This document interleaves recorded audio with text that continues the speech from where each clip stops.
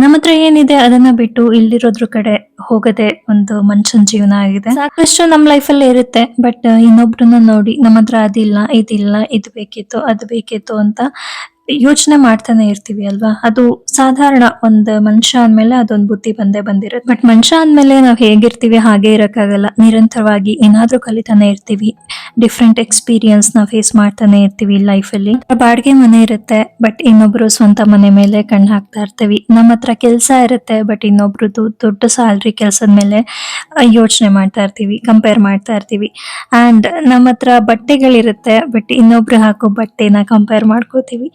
Everything, ಏನ್ compare ಮಾಡಲ್ಲ ನಮ್ಮ ಲೈಫ್ ಅಲ್ಲಿ ಅಂತ ಹೇಳಿ ಎಲ್ಲ ಕಂಪೇರ್ ಮಾಡ್ಕೋತೀವಿ. ಒಂದು ನಿಮಿಷ ಯೋಚನೆ ಮಾಡಿ, ನಮ್ಮ ಹತ್ರ ಏನೆಲ್ಲ ಇದೆ ಅದಕ್ಕೆ ನಿಜವಾಗ್ಲೂ ನಾವು ಕೃತಜ್ಞರಾಗಿದ್ದೀವಾ, ಥ್ಯಾಂಕ್ಫುಲ್ ಆಗಿದೀವಾ, ಗ್ರೇಟ್ಫುಲ್ ಆಗಿದೀವಾ ಅಂತ ನಾವು ಅನ್ಕೊಂಡಿರ್ತೀವಿ. ನಮ್ಮ ಹತ್ರ ಇರೋದೆಲ್ಲ ನಾವು ತಗೊಂಡಿರ್ತೀವಿ, ನಾವು ಸಂಪಾದನೆ ಮಾಡಿರ್ತೀವಿ, ನಾವು ಗಳಿಸಿರ್ತೀವಿ ಅಂತ. ನೋ, ಅದು ನಮ್ಮನ್ನ ಆರಿಸ್ಕೊಂಡ್ ಬಂದಿರುತ್ತೆ. ಪ್ರತಿಯೊಂದು ವಸ್ತು ಆಗ್ಲಿ, ಯಾವ್ದಾದ್ರು ಪ್ರಾಣಿ ಆಗ್ಲಿ, ಅಥವಾ ಬಟ್ಟೆನೇ ಆಗ್ಲಿ, ಅಥವಾ ಕಾರ್ ಆಗ್ಲಿ, ಎನಿಥಿಂಗ್, ಅದೇ ನಮ್ಮನ್ನ ಆರಿಸ್ಕೊಂಡ್ ಬಂದಿರುತ್ತೆ. ಈ ರೀತಿ ಬಂದವಕ್ಕೆ ಒಂದು ರೆಸ್ಪೆಕ್ಟ್, ಗ್ರೇಟ್ಫುಲ್ ಆಗಿರೋದ್ ಬಿಟ್ಟು ನಾವು ಇನ್ನೊಂದನ್ನ ಕಂಪೇರ್ ಮಾಡ್ತಾ ಇರ್ತೀವಿ. ಸೊ ಇದು ಎಷ್ಟು ಸರಿ ಅಂತ ನಾವೇ ಕುತ್ಕೊಂಡು ಯೋಚನೆ ಮಾಡ್ಬೇಕಾಗುತ್ತೆ. ಫಾರ್ ಎಕ್ಸಾಂಪಲ್, ನಮ್ಮನ್ನ ಮೂರನೇ ವ್ಯಕ್ತಿ ಯಾರಾದ್ರೂ ಇನ್ನೊಬ್ರ ಜೊತೆ ಕಂಪೇರ್ ಮಾಡಿದ್ರೆ ನಮ್ಗೆ ಎಷ್ಟು ಬೇಜಾರಾಗುತ್ತೆ ಅಂಡ್ ಕೋಪನ ಬರುತ್ತೆ ಅಲ್ವಾ? Let's think. ಸೊ ನಾವು ಫಸ್ಟ್ ನಮ್ಮ ಹತ್ರ ಏನಿದೆ ಅದಕ್ಕೆ ಕೃತಜ್ಞರಾಗಿರೋಣ and very very very grateful ಆಗಿರೋಣ. ಇದ್ರ ಮೂಲಕ ಇವತ್ತಿನ ದಿನನ ಶುರು ಮಾಡ್ತಾ ಇದ್ದೀನಿ. Hey guys, welcome back to me. ಇವತ್ತು ಬೆಳಗ್ಗೆನೆ ಬೇಗ ಎದ್ದಿದ್ದೆ, ಸೊ ಹಾಗಾಗಿ ಯೋಗನ ಮಾಡ್ಕೋತಾ ಇದ್ದೀನಿ. ತುಂಬಾ ದಿನನೇ ಆಯ್ತು ಯೋಗನ ಡಿಸ್ಕಂಟಿನ್ಯೂ ಮಾಡಿದ್ದೆ ಡ್ಯೂ ಟು ಸಮ್ ರೀಸನ್ಸ್. ಯಾಕೋ ಮೈಂಡ್ಗೂ ಮನ್ಸ್ಗೂ ಸ್ವಲ್ಪ ರಿಲ್ಯಾಕ್ಸೇಷನ್ ಬೇಕು ಅನ್ನಿಸ್ತಾ ಇತ್ತು, ಹಾಗಾಗಿ ಶುರು ಮಾಡಿದ್ದೀನಿ.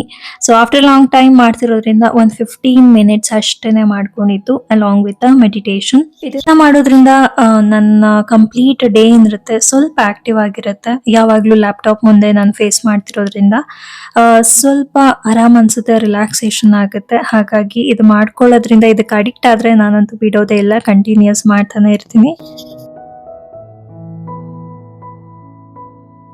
ನನ್ ಜೊತೆ ಅಮ್ಮನೂ ಬಂದಿದ್ರು ಇವತ್ತು. ಸೊ ಹಾಗಾಗಿ ಅಮ್ಮ ಜೊತೆ ಮಾತಾಡ್ಕೊಂಡು ಮುದ್ದಾಡ್ಕೊಂಡು ಅವ್ರ ಜೊತೆ ಹಂಗೇನೆ ಯೋಗನ ಮುಗಿಸ್ಕೊಂಡಿದ್ದಾಯ್ತು.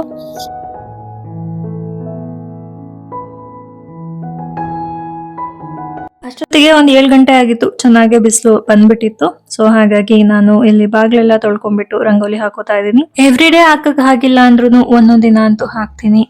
ಡೆಫಿನೆಟ್ಲಿ ವಾರದ ದಿನ ಆಗಿರ್ಬೋದು, ಅಥವಾ ನನ್ ಮನ್ಸಿಗೆ ಬಂದ ದಿನ ಅಂತೂ ಹಾಕ್ತಾನೆ ಇರ್ತೀನಿ.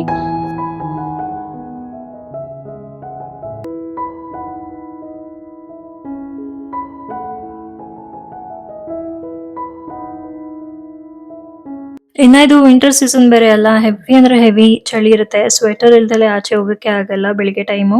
ಇನ್ನು ಬೆಳಗಿನ ಬ್ರೇಕ್ಫಾಸ್ಟ್ ಗೆ ಬಂದ್ಬಿಟ್ಟು ಇಲ್ಲಿ ಪನ್ನೀರ್ ಪುಲಾವ್ ಮಾಡ್ತಾ ಇದ್ದೀನಿ ಇವತ್ತು. ಸೊ ಪನ್ನೀರು ತುಂಬಾ ದಿನ ಆಗಿತ್ತು, ಐ ಥಿಂಕ್ 4 ದಿನ ಆಗಿತ್ತು ತರಿಸ್ಬಿಟ್ಟು, ಯೂಸ್ ಮಾಡಕ್ ಆಗಿರ್ಲಿಲ್ಲ. ಹಾಗಾಗಿ ಇವತ್ತು ಓಕೆ ಯೂಸ್ ಮಾಡ್ಕೊಂಡ್ಬಿಡೋಣ, ಪನ್ನೀರ್ ಪಲಾವ್ ಮಾಡೋಣ ಅಂತ ಮಾಡ್ತಾ ಇದ್ದೀನಿ. ನೆನ್ನೆ ನೈಟೇನೆ ತರಕಾರಿಗಳನ್ನೆಲ್ಲ ಹೆಚ್ಚಿಟ್ಕೊಂಡಿದ್ದೆ. ಬೀನ್ಸು, ಕ್ಯಾರೆಟ್, ಐ ಥಿಂಕ್ ಆಲೂಗಡ್ಡೆ, ಇಷ್ಟೆಲ್ಲ ಹೆಚ್ಚಿಟ್ಕೊಂಡಿದ್ದೆ. ಹಾಗೆ ಇವಾಗ ಪನ್ನೀರ್ನ ಹೆಚ್ಚಿಟ್ಕೊಂಡ್ಬಿಟ್ಟು ಇದನ್ನ ಮ್ಯಾರಿನೇಟ್ ಮಾಡ್ಕೋತಾ ಇದ್ದೀನಿ. ಮ್ಯಾರಿನೇಟ್ ಮಾಡ್ಕೊಳ್ಳೋದ್ರಿಂದ ಪನ್ನೀರು ಸಾಫ್ಟ್ ಆಗಿರುತ್ತೆ ಊಟದಲ್ಲಿ.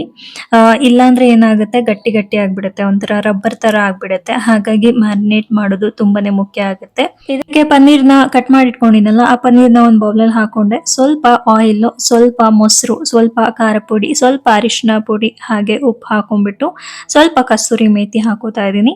ಇಷ್ಟನ್ನ ಹಾಕೊಂಡು ಚೆನ್ನಾಗಿ ಕಲ್ಸ್ಕೊಂಡ್ಬಿಡೋದು ಅಷ್ಟೇನೆ. ಕಲ್ಸ್ಕೊಂಡ್ಬಿಟ್ಟು ಇದನ್ನ ಫ್ರಿಡ್ಜ್ ಒಳಗಾದ್ರೂ ಒಂದ್ ಅರ್ಧ ಗಂಟೆ ಇಟ್ಕೋಬೇಕಾಗತ್ತೆ, ಅಥವಾ ಹಂಗೇನು ಒಂದ್ ಅರ್ಧ ಗಂಟೆ ಹಿಡ್ಕೊಬೇಕಾಗತ್ತೆ. ಸೊ ಈ ಕಡೆ ತರಕಾರಿ ಹೆಚ್ಚಿಡ್ಕೊಂಡು ಅಥವಾ ಬೇರೆ ಕೆಲಸ ಮಾಡ್ಕೊಳ್ಳೋ ಅಷ್ಟರಲ್ಲಿ ನಮ್ಗೆ ಮ್ಯಾರಿನೇಟ್ ಆಗಿರೋ ಪನ್ನೀರ್ ಸೂಪರ್ ಆಗಿ ರೆಡಿ ಆಗಿರುತ್ತೆ.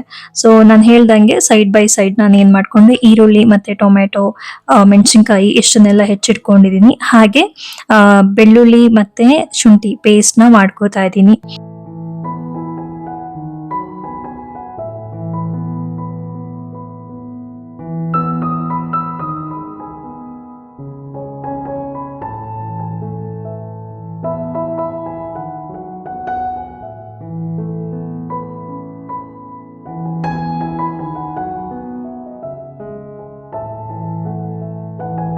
ಇದೆಲ್ಲ ಹೆಚ್ಚಿಟ್ಕೊಂಡು ಇನ್ನು ಒಗ್ಗರಣೆಗೆ ಇಟ್ಕೊಂಡೆ. ಒಂದು ದೊಡ್ಡ ಕುಕ್ಕರ್ ಅಲ್ಲಿ ಇಟ್ಕೋತಾ ಇದ್ದೀನಿ. ಸೊ ಸ್ವಲ್ಪ ಆಯಿಲ್ ಹಾಕೊಂಡಿದ್ದೀನಿ. ನಾನಿಲ್ಲಿ ಆಲಿವ್ ಆಯಿಲ್ ಯೂಸ್ ಮಾಡ್ಕೋತಾ ಇದ್ದೀನಿ. ಮತ್ತೆ ಪಲಾವ್ ಮಸಾಲ ಈ ಎಣ್ಣೆಗೆ. ಸೊ ನಾನೇನ್ ಮಾಡಿದೀನಿ, ಚಕ್ಕೆ, ಲವಂಗ ಮತ್ತೆ ಕಲ್ಲು ಅಂತಾರಲ್ಲ ಅದು, ಸ್ಟಾರ್ ಹೂವು, ಇದನ್ನೆಲ್ಲ ತಗೊಂಡಿದೀನಿ. ಆಕ್ಚುಲಿ ನಂಗೆ ಪಲಾವ್ ಎಲೆ ಸಿಗ್ಲಿಲ್ಲ, ಎಲ್ಲೋ ಇಟ್ಬಿಟ್ಟಿದೀನಿ ಅನ್ಸುತ್ತೆ, ಹಾಗಾಗಿ ಅದನ್ನ ಹಾಕೋತಾ ಇಲ್ಲ. ಸ್ವಲ್ಪ ಕಸ್ತೂರಿ ಮೇಥಿ ಮತ್ತೆ ಶುಂಠಿ ಬೆಳ್ಳುಳ್ಳಿ ಪೇಸ್ಟ್ ಹಾಕೊಂಡು ಬಾಡಿಸ್ಕೊಂಡಿದ್ದಾಯ್ತು. ನೆಕ್ಸ್ಟ್ ಅದೆಲ್ಲ ಆದ್ಮೇಲೆ ಈರುಳ್ಳಿನ ಸೇರಿಸ್ಕೊತಾ ಇದ್ದೀನಿ. ಮುಂಚೆನೆ ಮೆಣಸಿನ್ಕಾಯಿ ಹಾಕೊಂಡಿದ್ದೆ. ಸ್ವಲ್ಪ ಉಪ್ಪು ಹಾಕೊಂಡು ಒಗ್ಗರಣೆನ ಬಾಡಿಸ್ಕೊಳೋದ್ರಿಂದ ಬೇಗ ಮೆತ್ತಗಾಗುತ್ತೆ ಅಂತ ಹೇಳ್ತಾರೆ. ಸೊ ಹಾಗಾಗಿ ನಾನು 1 ಸ್ಪೂನ್ ಅಷ್ಟು ಉಪ್ಪು ಹಾಕೊಂಡ್ಬಿಟ್ಟು ನೀಟಾಗಿ ಫ್ರೈ ಮಾಡ್ಕೊಂಡೆ.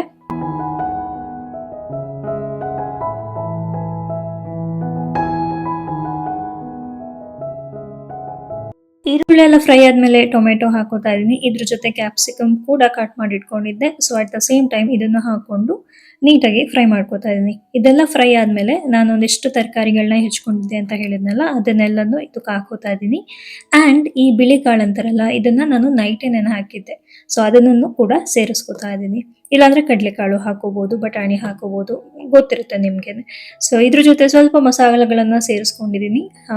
ಖಾರ ಪುಡಿ ಆಗಿರ್ಬೋದು, ಗರಂ ಮಸಾಲ, ಅರಿಶಿನ ಪುಡಿ, ಇಷ್ಟನ್ನ ಸೇರಿಸ್ಕೊಂಡಿದ್ದೀನಿ. ಇದಾದ್ಮೇಲೆ ನಾನೇನು ಮ್ಯಾರಿನೇಟ್ ಮಾಡಕ್ಕೆ ಇಟ್ಟಿದ್ದೆ ಪನ್ನೀರ್ನ, ಅದನ್ನ ಸೇರಿಸ್ಕೊಂಡು ಬಾಡಿಸ್ಕೊತಾ ಇದ್ದೀನಿ. ಹಾಗೆ ಅಕ್ಕಿನ ನೆನೆ ಹಾಕಿದ್ದೆ ಮುಂಚೆನೆ, ಒಂದು 15 ನಿಮಿಷ ನೆಂದಿತ್ತು. ಸೊ ಅದನ್ನ ಸೋಸ್ಕೊಂಡ್ಬಿಟ್ಟು ಈ ಮಿಶ್ರಣಕ್ಕೆ ಹಾಕೋತಾ ಇದ್ದೀನಿ. ಸೊ ಪರ್ಫೆಕ್ಟ್ ಆಗಿ ಏನು ಪಲಾವ್ ಮಿಶ್ರಣ ಅಂತಾರಲ್ಲ, ಅದು ರೆಡಿ ಆಗಿದೆ. ಇದಕ್ಕೆ ತಕ್ಕಷ್ಟು ನೀರ್ ಹಾಕೊಂಡು, ನಾನು ಯೂಶಲಿ ನೆನ್ಸಿದ್ರೆ 1 ಲೋಟ ಅಕ್ಕಿಗೆ 2 ಲೋಟಕ್ಕಿಂತ ಸ್ವಲ್ಪ ಕಮ್ಮಿ ನೀರ್ ಹಾಕ್ತೀನಿ. ಇನ್ ಕೇಸ್ ನೆನ್ಸಿಲ್ಲ ಅಂದ್ರೆ 1:2 ಹಾಕ್ತೀನಿ. ಇದು ಸ್ವಲ್ಪ ಕುದಿ ಬಂದ್ಮೇಲೆ ಇನ್ನ ಕುಕ್ಕರ್ ಮುಚ್ಚಳನ ಹಾಕಿ 2 ವಿಷಲ್ ಕೂಗಿಸ್ಕೊಂಡೆ.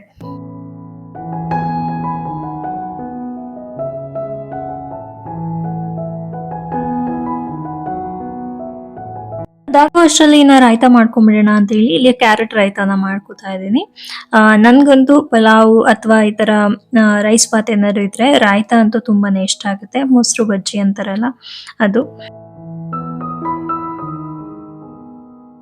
ಇದೆರಡನ್ನು ಮುಗಿಸ್ಕೊಂಡೆ. ಇನ್ನ ಪುಲಾವ್ ಆಗೋ ಅಷ್ಟರಲ್ಲಿ ಹಾಗೆ ಕೌಂಟರ್ ಟಾಪ್ ನ ಕ್ಲೀನ್ ಮಾಡ್ಕೊಂಡು ಫ್ರೆಶ್ ಅಪ್ ಆಗಿ ನಾನು ಸ್ನಾನ ಎಲ್ಲ ಮಾಡ್ಕೊಂಡು ಇನ್ನ ಬೇಸಿಕ್ ಸ್ಕಿನ್ ಕೇರ್ ಮಾಡ್ಕೋತಾ ಇದ್ದೀನಿ. ನಾನು ಮನೆಯಲ್ಲಿದ್ದಾಗ ಯೂಸ್ ಮಾಡೋದು ಓನ್ಲಿ ಸನ್ಸ್ಕ್ರೀನ್, ಬೇರೆ ಏನು ಯೂಸ್ ಮಾಡಲ್ಲ. ಅಂಡ್ ಆಫೀಸ್ ಹೋಗ್ಬೇಕಾದ್ರೂ ಕೂಡ ನಾನು ಒಂದೇ ಕ್ರೀಮ್ ಯೂಸ್ ಮಾಡೋದು, ಸನ್ಸ್ಕ್ರೀನ್.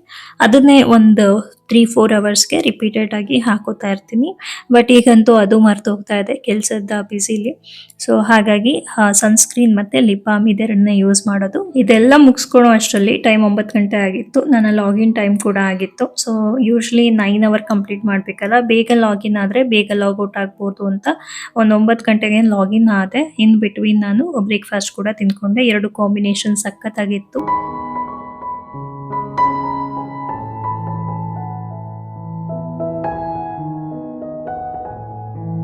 ಹಾಗೆ ಸುಮಾರು ಒಂದು ಮಧ್ಯಾಹ್ನ ಟೈಮಲ್ಲಿ ನನಗೆ ಕಾಫಿ ಕುಡಿಬೇಕು ಅನ್ಸುತ್ತೆ. ಒಂದು 11-11:30 ಹಿಂಗೆ ಕಾಫಿನೂ ಕುಡ್ಕೊಂಡಾಯ್ತು. ಇನ್ನ ಅಮ್ಮು ನೋಡಿ ಎಷ್ಟು ಆರಾಮಾಗಿ ಚಿಲ್ ಮಾಡ್ತಿದ್ದಾರೆ ಅಂತ. ಸೊ ಫುಲ್ ನಿದ್ದೆಲಿ ಸೋಫಾ ಮೇಲೆ ಈ ಪೋಸ್ ಅಲ್ಲಿ ಚಿಲ್ ಮಾಡ್ತಾ ಇದ್ರು. ಇನ್ನ ಸಂಜೆ ಕೆಲಸ ಮುಗಿಸ್ಕೊಂಡು ಏನಾದ್ರೂ ಚಿಟ್ ಚಾಟ್ ತಿನ್ನೋ ತರ ಆಯ್ತು. ಅದೊಂದು ಕ್ರೇವಿಂಗ್ಸ್ ಅಂತಾರಲ್ಲ, ಅದು ಬರುತ್ತೆ ಸಂಜೆ ಟೈಮು. ಹಾಗಾಗಿ after long time, may be 3-4 ಮಂತ್ಸೇ ಆಗಿತ್ತು, ಆಫ್ಟರ್ ಲಾಂಗ್ ಟೈಮ್ ಗೋಲ್ಗುಪ್ಪ ತಿನ್ನೋಕ್ ಹೋಗಿತ್ತು. ಸೊ ಅದನ್ನ ತಿನ್ಕೊಂಡು ವಾಪಸ್ ಬರ್ತಾ ಇದನ್ನ ತಿಂದ್ಮೇಲೆ ಕಂಪಲ್ಸರಿ ಒಂದು ಕಾಫಿ ಬೇಕೇ ಬೇಕು. ಅದಕ್ಕೆ ಕಾಫಿ ತಗೊಳಕ್ ಹೋದ್ರೆ ಅಲ್ಲಿ ಒಂದು ಮಂಗಳೂರು ಬಜ್ಜಿ ಇತ್ತು, ಅದನ್ನು 1 ಪ್ಲೇಟ್ ತಗೊಂಡು ತಿನ್ಕೊಂಡು ಏನೋ ಮನೆಗೆ ವಾಪಸ್ ಆದ್ವಿ. ಅಷ್ಟೇ ಇವತ್ತಿನ ಸಮಾಚಾರ. You all take care. Thank you so much for watching. Bye.